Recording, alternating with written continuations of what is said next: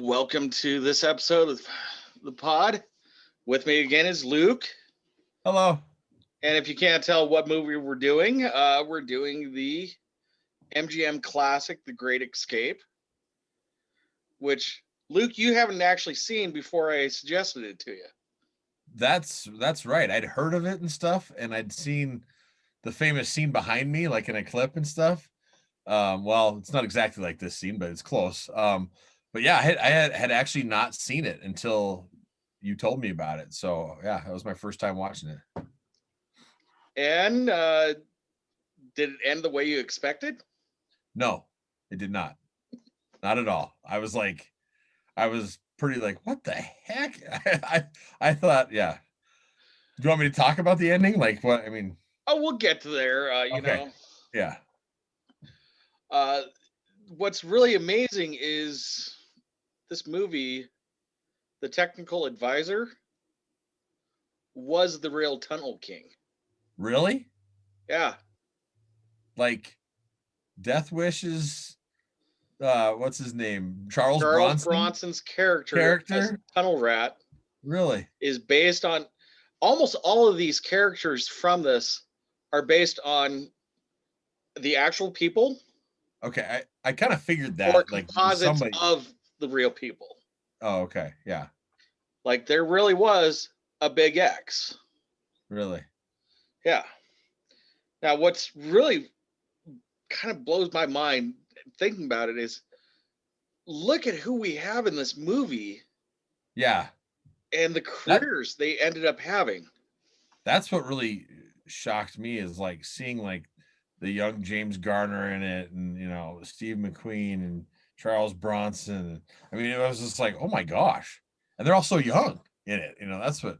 At this moment, I think there's only one of them left. Yeah, because I know Garner's gone. Bronson's gone. McQueen's gone. Corbin's gone. Yeah. I'm not sure who's left. I mean, that's just it. They're all getting up there. Well, yeah. It's David McCullum. Oh, really? Huh. And that name may sound somewhat familiar if you watch a little program on Tuesday night on CBS called NCIS. Oh. He plays Ducky since day one. Dr. Mallard. He's still acting then. That's pretty impressive. Yeah, he's slowing down, that's for sure. The last few years, he's more of a guest star on the NCIS programming. Yeah. What really blew my mind is seeing that he's been doing voice acting. Oh, that's cool. He's been the most recent voice of Alfred Pennyworth. Huh. The Batman animated series. I had no idea. Yeah. Well, that's cool. Which somewhat ties back to last month's episodes that we just did, since Mark Hamill is probably one of the best voices of the Joker. Yeah. And yeah. Mark Hamill's an excellent voice actor. I mean, most people don't even know. A lot of people don't realize all the voices, the different voices he does and stuff. And he's very good. So, but yes, it's just blows my mind. Doing the research that I've done for this movie over the years, because I remember I think the very first time I saw this movie, God, I feel old when I throw this number out, was 1985, maybe 86. Wow. It must have, I mean, you'd have been pretty young then. Although I remember Top Gun when it came out then, so. Yeah. No, the very first time I saw it, I think it was around the holiday period. Sure. And we were staying at a hotel. Huh. And it came on. It might have been like American Movie Classics, AMC. Right. And it came on, and my mother told me, yeah, this was one of her favorite movies. And I was like, okay. So we watched it probably all the way to basically the scene behind you is the last I remember of watching it. Sure. I don't even know if I watched from the very beginning or not, but that was the first time I saw it. So, I went back and I watched it again and I was like, wow, this is really cool. And then I started researching, was this real? And yeah, Yeah. it was absolutely based on a true story. Right. Um, in fact, the History Channel, when they actually were really actually doing history, um, just last year, I believe it was. Let me pull up the date here.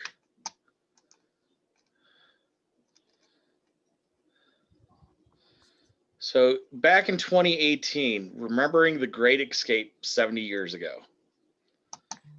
So, oh, this was updated August 2018. Originally, this article was done 2014, and they just did some updating on it. So was it like a show, like a documentary they did on or something? No, it was just this day in history. Oh, okay, I got you. So, okay, I see why. So it was around 10:30 p.m. on a cold, moonless night on March 24th, 1944. Johnny Bull slowly peeked his head out of the ground and filled his lungs with freedom as he breathed in the frigid air. So, uh, Big X's real name is Roger Bashell. Hmm. So, not Bartlett, but Barshell. Rochelle. Which is kind of cool because he was a Royal Air Force pilot who had been shot down over France while assisting with the evacuation of the Dunkirk. Huh. Oh, that's cool. Yeah. And so, yeah, kind of cool how, kind of like our February movie, which I do want to just throw out an amazing shout out. You and I have been commenting about this for weeks now. Thank you, everyone, for making that our most viewed video on our channel here. Yeah, absolutely. Um, Surprised to both of please us. leave a But yeah. comment and tell us why you love it. Because if that's what everybody wants to see more of,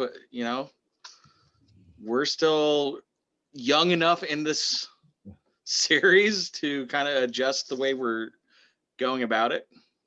Absolutely. So, but let's dig in. In preparation for this, I found some really cool alternative casting, as I Really? always do, Yeah, I like those. and just some really cool behind the scenes stuff. The director really, really wanted his camp to be as authentic as it could be. Oh, really? Yeah, they almost shot this outside of Los Angeles, but the assistant director, while doing location shooting or Yeah. planning, he went to Germany and he calls the director up and goes, the problem with trying to scout a location that looks like Germany? Nothing looks like Germany except Germany. Germany. Right. So that they ended up moving the whole production across the pond, and So they did film it in Germany? I believe it was Germany, or it could have been Poland. Let me. Oh, sure. Because I was gonna say that the scenes at the end when they like the bike and I mean the landscape scenes, those look like you're they're in Europe, whether it's Germany or somewhere. Because I was thinking they could, when they're in the prison, that could have easily been done in LA or what I mean, because you're just showing the shots in the different huts and things like that. But and then there's just the wooded area right outside the fence. So Uh, I was really trying to get some great clips on the DVD of The Great Escape. They include a kind of retrospective. Sure. It was done probably early 90s when the DVDs. I'm going to say it probably came out 95 Sure. ish. That would make sense. That's when all the VHS were getting switched over to DVD, kind of. Yeah, it was right at that beginning period. Yeah. I'm not sure who originally produced it, but it was added to the DVD. And it is broken into 4 parts on YouTube. And if I can think about it when I'm editing, I will throw a link to the 4 parts. So just so you know, it's free on Prime right now if you've got Amazon Prime. Well, I'm talking about the documentary. Oh, the documentary. Oh, okay. I thought you were talking about the movie itself. I was No, like, no. if you want to I'm watch talking it. about the documentary, talking about the real Great Escape. Oh, I got you. Yeah. I'd like to, put a link on that. Because I wanted to share some of those clips with you in our discussion, but unfortunately, life's gotten a little busy lately. So, right. I haven't exactly had the extra time that I once had in preparing for these shows. So, for that, I do apologize. But I highly recommend, if you find this movie at all interesting, watch this. It's roughly an hour long. But it breaks down a lot of what really happened, and cast and crew's reactions to different scenes, characters, and stuff. Sure. Now, of all of our characters, there is one that is completely fictional. Is it Steve McQueen's character? Yes, it is. Yeah. Hiltz is not actually based off of a real person. In fact, that is my first little behind the scenes that I'm going to start with. Steve McQueen only signed on to do this movie if he could show off his biking skills. So the famous scene, obviously, that everybody sees is behind me, never happened. No, not in the actual. Not that we know of. Right. Now, it is true. Steve McQueen did all of his own motorcycle stunts. And I have to put that the bike. A little in quotations there, having performed most of his own stunts in Bullet and Chips. What's really funny is John Sturges, who is the director of this film, really considered writing out McQueen's character to avoid filming that motorcycle jump scene that's referenced behind your head. Right.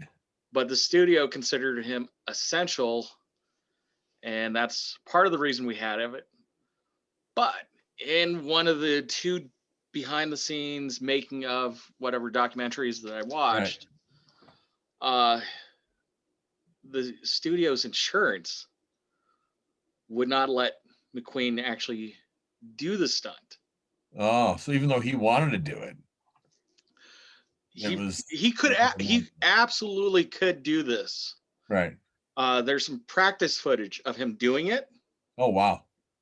But ultimately, he had a stunt double buddy actually do the physical jump. And the film editor for this movie won an Oscar for his edit of the jump. Oh, really?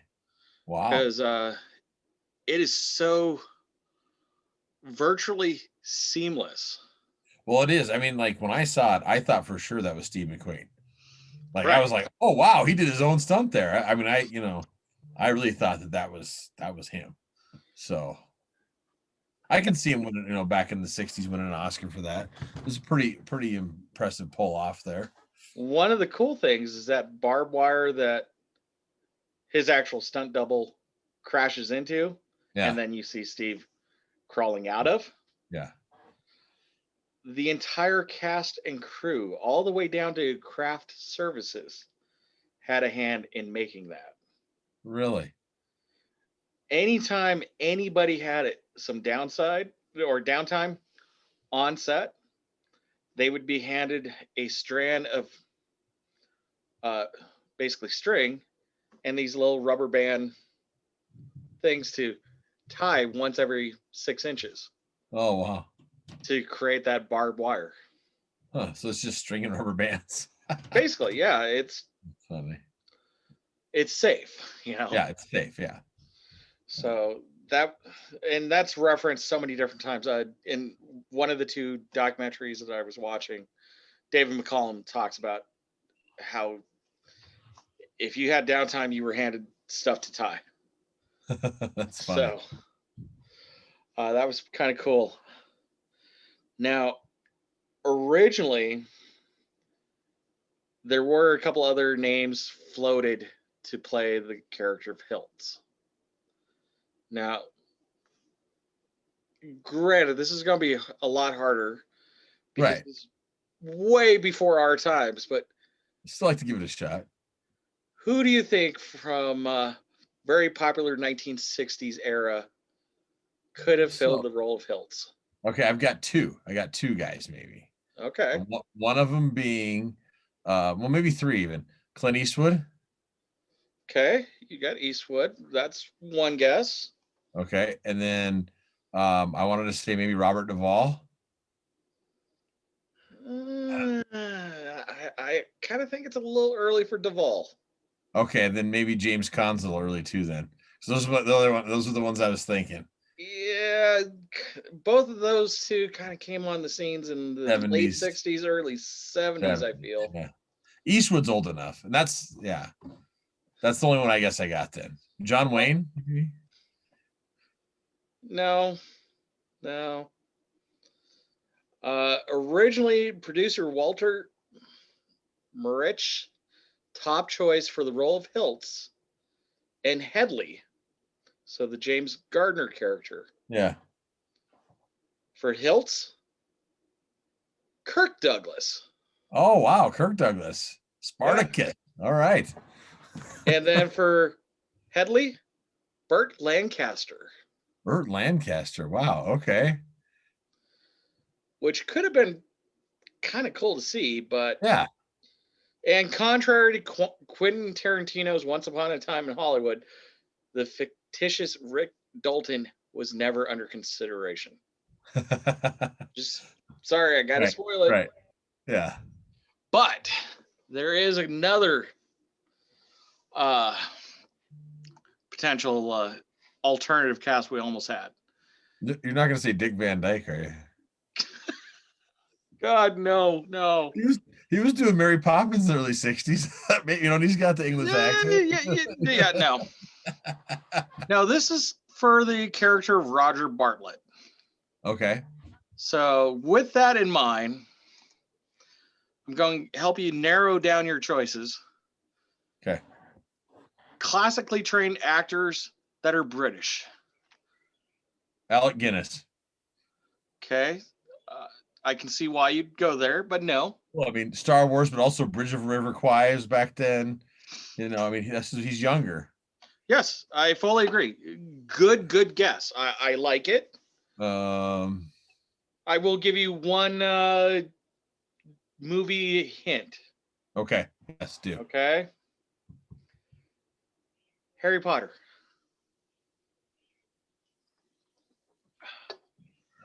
Gosh.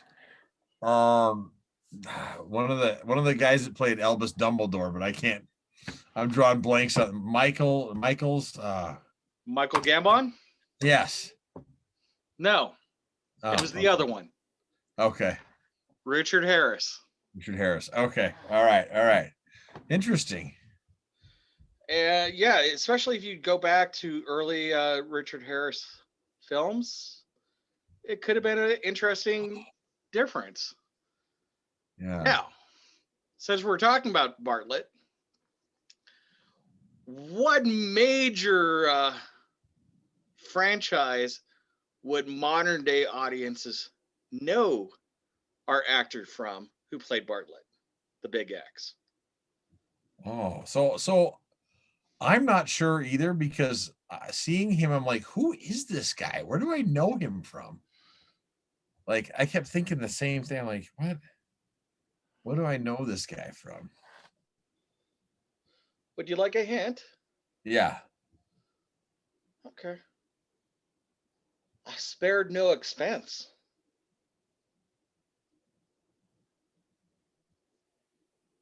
Oh man. Still need more? Yeah. No, Dr. Grant. Welcome to Jurassic Park. Oh, are you kidding me? The old man from Jurassic Park? That's him? That's him. No way. It is him. I can see his. I mean, it's much more rounded and older. He's got the beard and stuff. So he's the same guy that played freaking Santa and Miracle on 34th Street, the new one and stuff. Oh man. That's crazy. Talk about a career, huh? Yeah, I mean, holy cow. No, I was when I was watching, I was like, man, something about this guy just looks familiar. Well, we already talked about David McCullum. I was just trying to think of the other guy I was thinking was Peter Cushing. And I was like, he's got the old, Okay, that would have been a very interesting take. Yeah. He would have been better at like one of them Nazi guards or something. So, as I said, David McCullum, most people now would recognize him either from his early days on that little British spy show, The Man from U.N.C.L.E., Right. or NCIS is probably the next best thing. I'm thinking NCIS is probably just because it's still going and easy access to watch that. So moving on, rounding out our cast, you already kind of threw out Charles Bronson's iconic role, where most people our age know him from. Death Wish. Yeah. He was so young. I mean, so this is what I was thinking when I saw it. I was like, man, he looks younger. Gosh, he's old in Death Wish. Because I was like, just totally off subject, but I got to throw it out there. I think it's still available on Netflix. If you haven't had a chance, watch Electric Boogaloo. Oh, okay. It is the story of Canon, the studio. Yeah. And the guys who ran Canon Studios were they were on an island upon themselves. So that's all I'm going to say. But all right. Basically, one of their philosophies was, okay, we need to have a movie for both Chucks, because you had Chuck Norris, Charles Bronson, or they're the reason we have so many Chuck Norris movies. Yeah. Well, I remember the 80s. You get the, exactly. It's like, oh, I know this is going to be good and terrible at the same time. It's a little surprising we haven't done more Canon films on our show yet. But this, I guarantee you for sure, and I'm sure our audience will absolutely just love watching this thing. I'm totally going to watch it. I'm excited. In fact, I think I got to double check, because the movie we're going to be doing next feels like it should have been a Canon film. Which one? So, moving on from there. Yeah. Where do you know James Gardner best from? So when I first, one of the first movies I remember from James Gardner is when he played Maverick's dad in the Mel Gibson Maverick. And then I realized, oh, he's the original Maverick that Dad used to watch on TV and stuff. And so, because he was so young and then he was old, so as a kid, but that's where I associate him as Maverick, so. And this is where I don't know if I had a great childhood or a sad one, but I remember watching Rockford Files reruns Oh wow. in the afternoons. So we'll move it on from there. Well, so that's one of the reasons I don't think I saw The Great Escape is my dad always watched westerns and stuff. That's we were watching Eastwood movies and stuff. I was like, gosh, this is a good movie. Why didn't I ever watch this as a kid? Well, I just don't think my folks ever brought it up. Like, hey, we should watch this. So, Yeah, I totally get it. Yeah. And to this day, I bring up the fact that I would put this in. I have so much trouble. I seriously need to sit down one day and make my official top 5, top 10, top 25 list. Oh, sure. That's hard to do. That's so hard. So hard. You almost need categories. I mean, gosh, it's so hard. But when I think about my top 25 favorites, I have to include this at least in that category. Sure. I can see where that. on that list. I don't know. I know it's not top 3. Obviously, you and I talk about what I generally throw up as one of my favorites all the time. So, but yeah, I love this movie, especially the fact that it is based on a true story. Yeah. The whole point of the escape, and they talk about it, is getting as many people out so it distracts the Germans having to search all throughout the countryside, which ends up helping the Allies plan D-Day. Because I didn't know that. Yeah, that was the whole purpose of the Great Escape, was to, make the Germans search for all these escaped prisoners behind their own lines. Right. So that's less people on the front lines when D-Day happens. Right. So, and we'll talk about the ending later. Okay. I have some questions about that. Okay. Stuff. I'm hoping you might have answers to. So. I may have answers. Let's see if they match. I haven't looked them up because I was hoping you'd have answers for them since I finished watching it. I was like, I'm going to wait till we do this to ask my questions. Well, the guy who originally wrote the story, the director tried to get him to come out and be a technical advisor, and especially with the whole keeping it accurate on the tunnels. Right. And he's like, oh, you should just get so-and-so out of Canada to come over, because he was the actual tunnel rat. Oh, right. And he goes from being a Canadian airman, right, to, I think it's an insurance executive in Canada. Huh. Wow. So they originally brought him out just for like 2 months, technical advice, and then he stayed throughout the entire production. That's crazy. I want to say his name's Albert Finnegan or something, but don't quote me on that one. Yeah. Again, it is in one of the 2 documentaries that I'm hoping to link in show notes later. But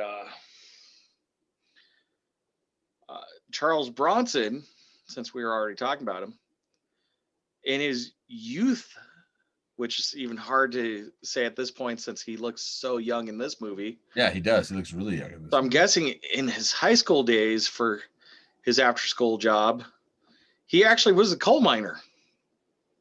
Really?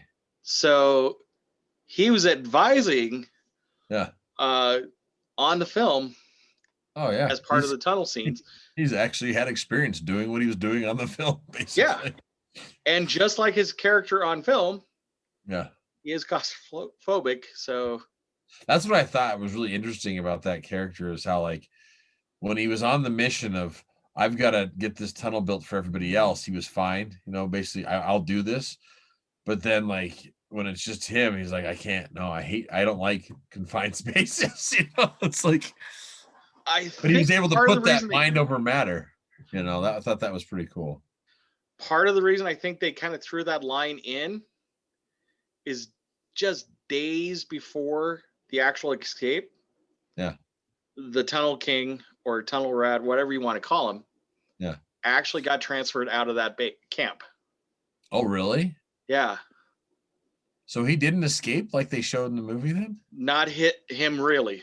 Oh. And I thought that was cool. Like him and the guy he was with, they actually get on the boat and escape on the boat and get on the ship, and I was like, that's cool. Well, since you already brought up that part of the ending. Oh, sorry. There was about 100 and I think it was 125 that actually got out. Yeah. Of that 125, 122 were recaptured. So only three truly escaped, just like in our movie. Yeah, in the movie, I was going to say, you got the one guy that made it to Spain and then the other two that on the boat. Yes. So, yeah. So that part, I'm going to say, is 93% accurate. Sure. Because two of them did literally escape via ship, and one was literally smuggled out into Spain. Right. So, but it wasn't the actual characters they were based on. Right. In the movie. So. Yeah, I kind of figured that because, it's Hollywood and stuff. So. Now, of the 122 captured. Yeah.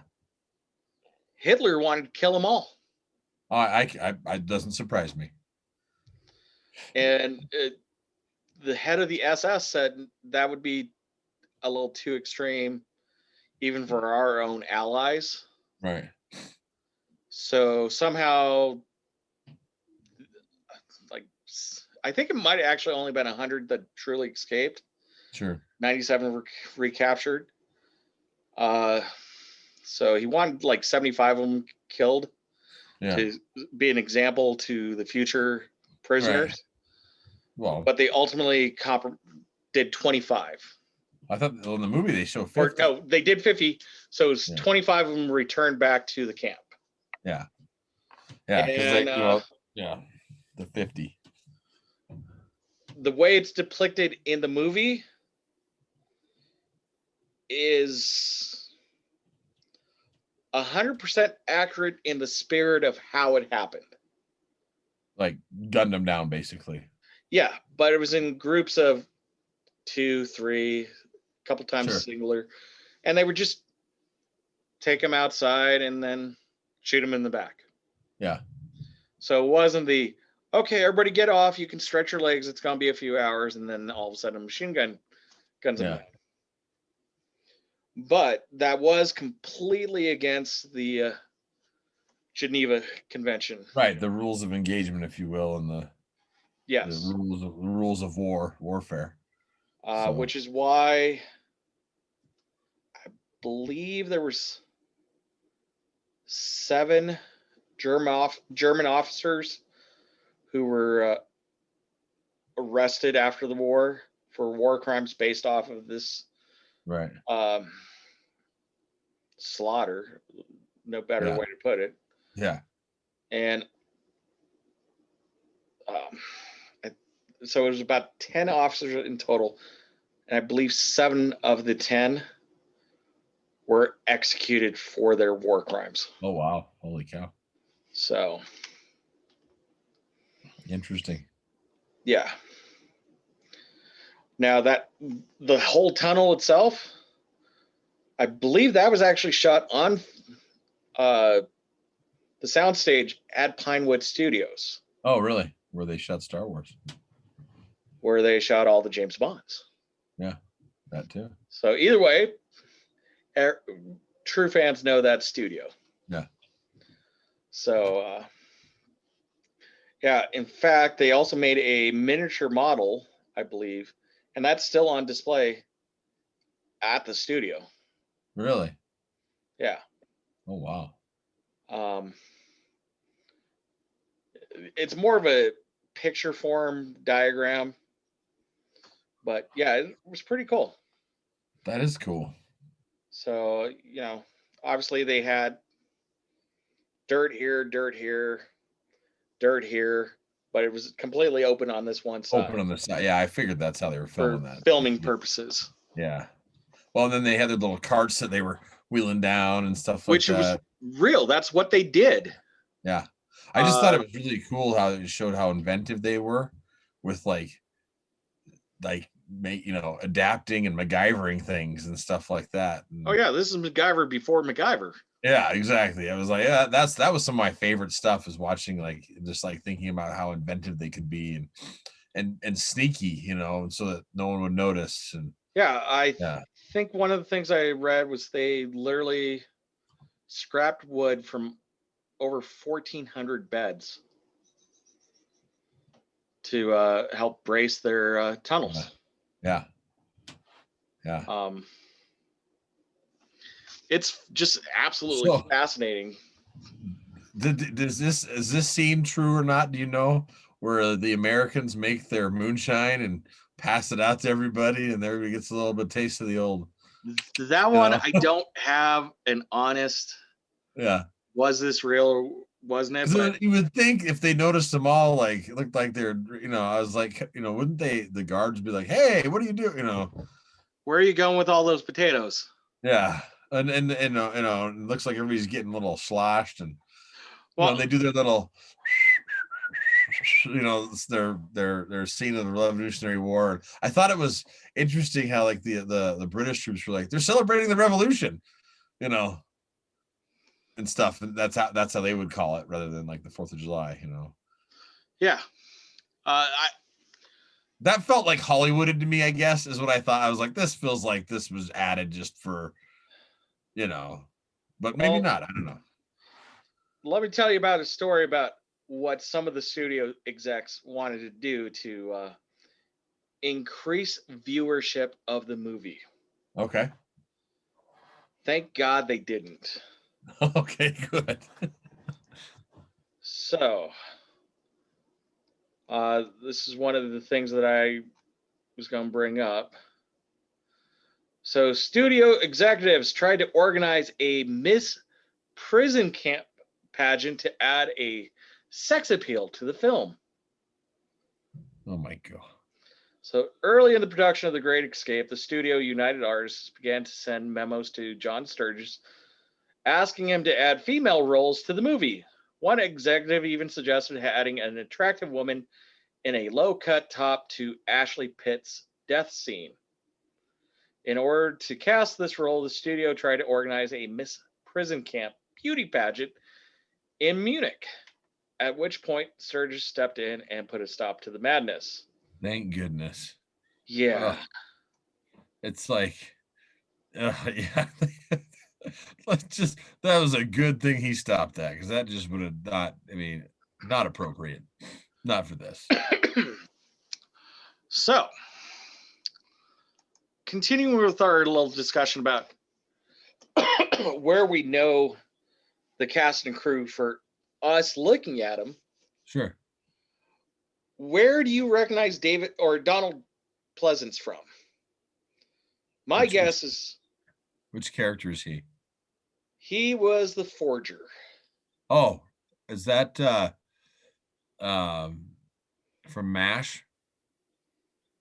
Wasn't he in MASH? Like, didn't he play not Frank Burns, but the other guy, the bald guy in MASH? I thought that was the same guy. I was like, is that him?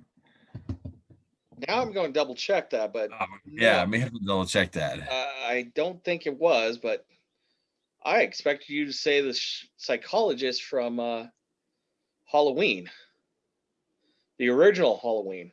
Oh, I've never seen that. Okay. I've never seen Halloween. Yeah. With Jamie Lee Curtis, right? Yes. Yeah, I know of it, and Mike Myers and stuff. I've never seen it, actually. Okay. Or he played the president in Escape from New York. Oh, okay. I've seen that. Okay, thank God. Yeah, I've seen that, but yeah. Or the 19 I don't want to throw out the actual number. Oh, Rock Donald Pleasance, opera. right? Yeah. So I just looked him up just because I was curious. He was the bad guy in Bond. Yes, he played one of the first Belfonts. Yeah, exactly. Yeah, I just looked. I was like, oh, hey, that's where I really recognize him from. Is that? Yeah. Now, have you ever seen the rock opera Sergeant Pepper's Lonely Heart Club Band? No, I have not. He plays the record executive. Oh, really? Yeah. So if you've never seen a rock opera, No, I have not. I don't know why. I just maybe it's because it's the Beatles music. Yeah. Maybe because it's Peter Frampton. Maybe it's because of the Bee Gees. So Or Steve Burt. Either way, it's one of those you should at least see once. Well, yeah, I'll have to watch it once. Something that's crazy. I just looked up Donald Pleasance because I was trying to see if he was in MASH or not. I was curious. I thought he's not that guy. But interesting fact about the guy, he flew in the Royal Air Force. He was an actual World War II POW. I was about to share that. Oh, shoot. I didn't. I was like, holy cow. I thought you didn't know. I was like, that's crazy. Man, sorry. We don't really do a lot of prep before these shows. So what you see here is what we really talk about. Yeah, I know. Yes, that was actually the next thing I was going to point out is Donald really plays against type in The Great Escape. That blows my mind. But he could relate pretty closely to his character because he was an actual POW during the war. He was an air crew into the Royal Air Force. His plane was shot down and was captured by German soldiers and tortured as a prisoner of war. Yeah. When he gave technical advice to John Sturgis, he was politely told to keep his opinions to himself. As soon as Sturgis found out from another actor that Pleasance was a real POW, he began asking him for insight every step of the way. Boy, what were you saying again? It's like, hey, you shut up and don't tell us anything. No, that guy's a POW. Oh, what did you just tell us? We'll do that. Exactly. Wow, that's impressive. Yeah. Let's see, what else? Now, here is kind of a funny casting moment. Did you recognize the German soldier on the motorcycle that chased Steve McQueen? No. You know why? Why? Because it was Steve McQueen. No way. Really? Yeah, if you never see the two in the same scene. Yeah, I guess you don't. So that's weird because make out that it's Steve McQueen, then it's probably his buddy on the chase bike, and Steve in the German uniform chasing him. So that makes sense now, because when I was looking for the background I have behind me, one of the pictures I had was Steve McQueen in a German outfit on a motorcycle, and I was like, well, "What the heck's that all about?" Well, that's how that scene started off. Was he was in a German outfit? No, but it didn't look. I mean, it didn't look like that scene. It looked like a different scene. I was like, it didn't I look know right. what you're referring to now. Yeah. So. Yeah. Yes. So Steve chased Steve. Yeah, that's funny. That's cool. Well, he liked riding that motorcycle around, so he got to do double duty that day. Now, here's kind of a fun fact. Elmer Bernstein, who was he did the score for the movie, and he gave each main character an individual theming riffing off of the main theme throughout the movie. So if you notice, when the theme kind of plays and Hiltz is on, there's just a slight difference. Yeah. When that same music's playing when Big X is on. Sure. He was able to live off of his Great Escape royalties for the rest of his life. Oh my gosh. And anybody who watched my 4-part NASA series, when I talked about my favorite episode, which was the spider on From the Earth to the Moon, they play a version of the Great Escape theme Oh, really? So he gets constantly throughout that movie or that episode. So, so in he fact, they keeps lagging on reference that. Yeah, Steve McQueen in the Great Escape in that episode. that's cool. So, now, kind of related and kind of off topic was the fact that Charles Bronson joked to David McCallum that he would steal his wife. And then he did. Oh, Jesus. So while shooting The Great Escape, Charles Bronson met his co-star David McCallum's wife, Jill, Ireland, and fell in love with her. And he joked with McCallum saying he was going to steal his wife. However, that turned out to be no joke because in 1967, Ireland got a divorce from McCallum and promptly married Bronson. Wow. I don't have further details, but wow. Huh.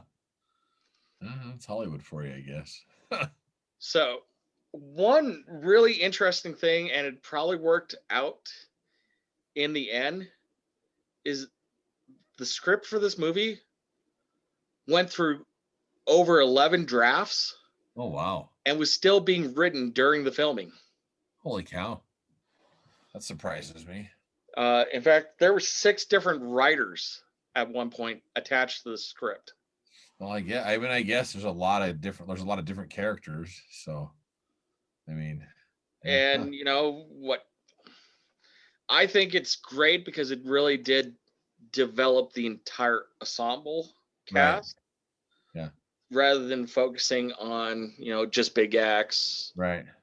Steve McQueen's character, because everybody has their own storyline. Right.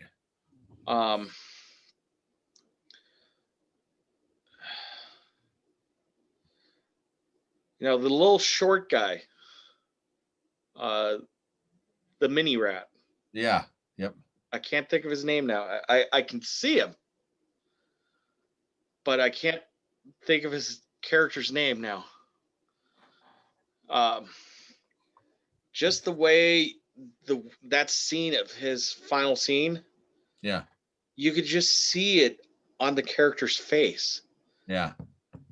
And it had a lot of emotional resonance, I felt, because he was never one of the lead Right. characters. Yeah. No, not at all. He had enough. You had enough of his story being told at the beginning, yeah. so you felt it. Right. Yeah. So overall, have I gotten all your questions? Well, I mean, I still have some at the very end here. Okay. So when you're ready for that, I'll jump in with that. Throw them out at me.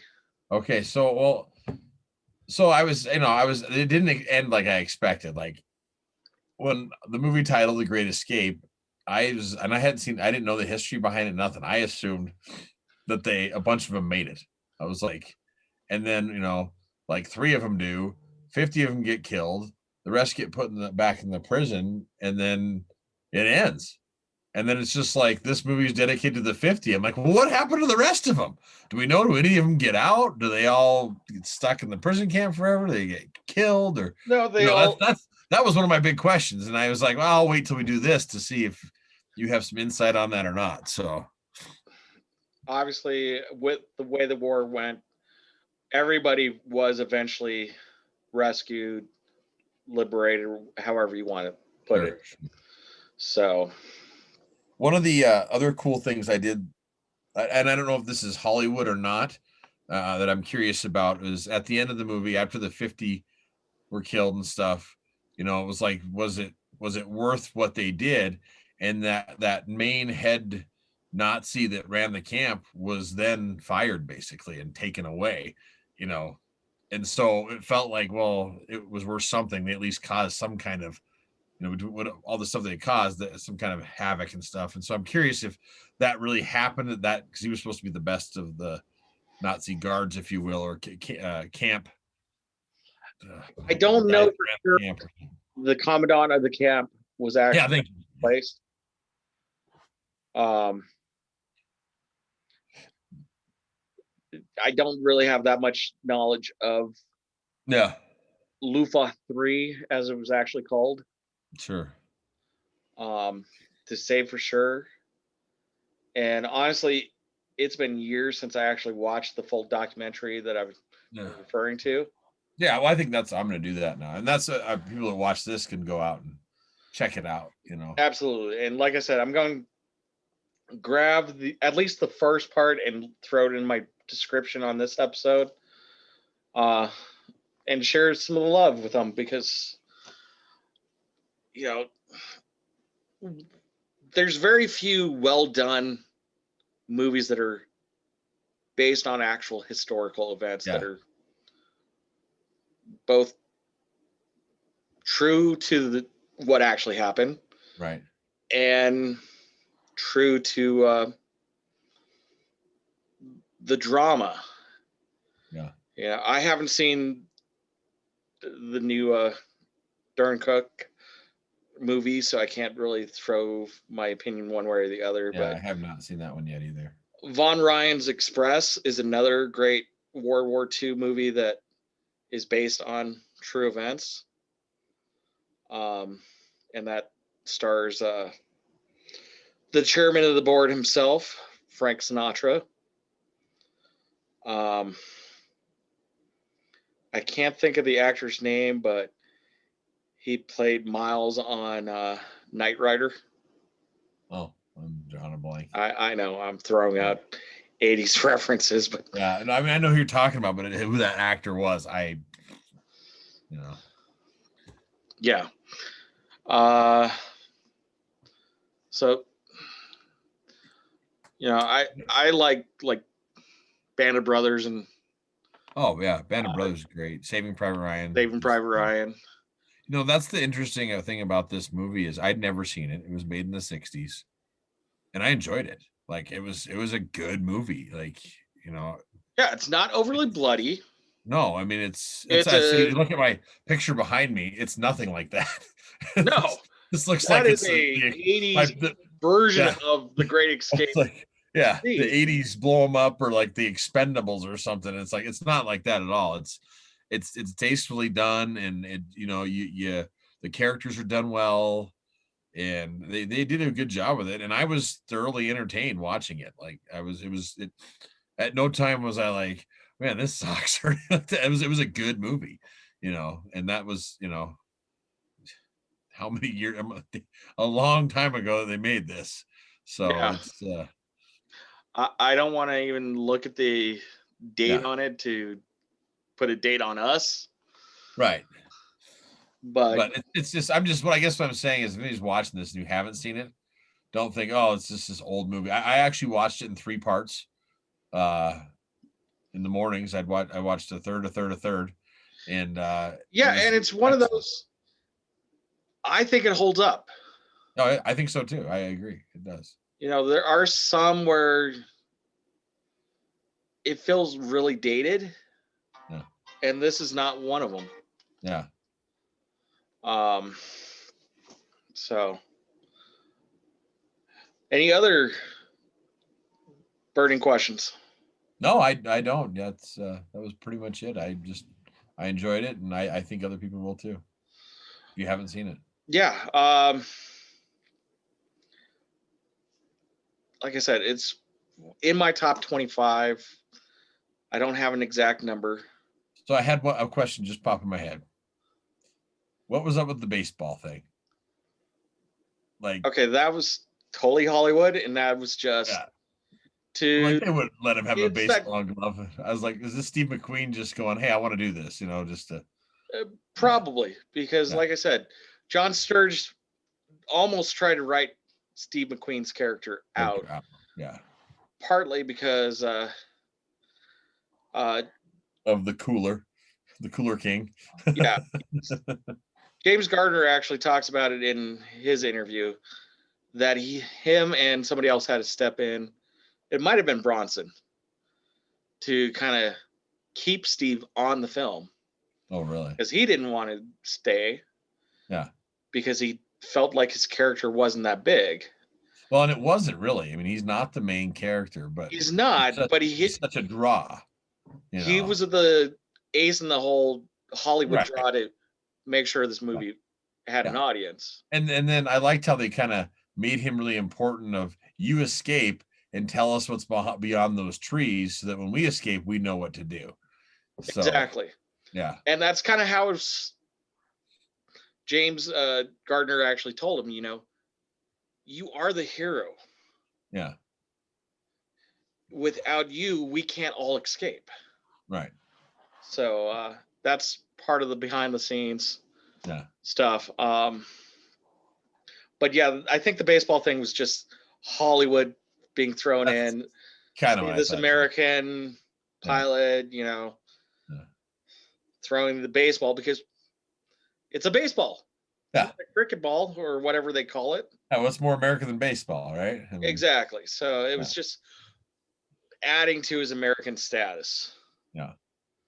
So, like I said, I hope everybody checks out this film. Definitely, if you enjoy the film, check out the links that I'm going to share for the behind the scenes making of. Like I said, history day of March 24th, 1944. I think was the date. Let me triple check.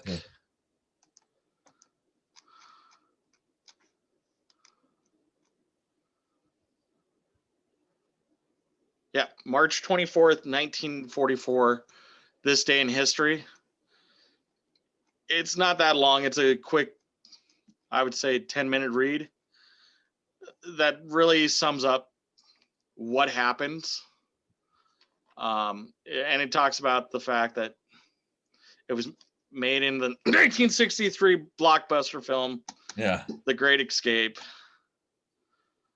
So at this point, but you think about when they made that was like, 19 years after it happened.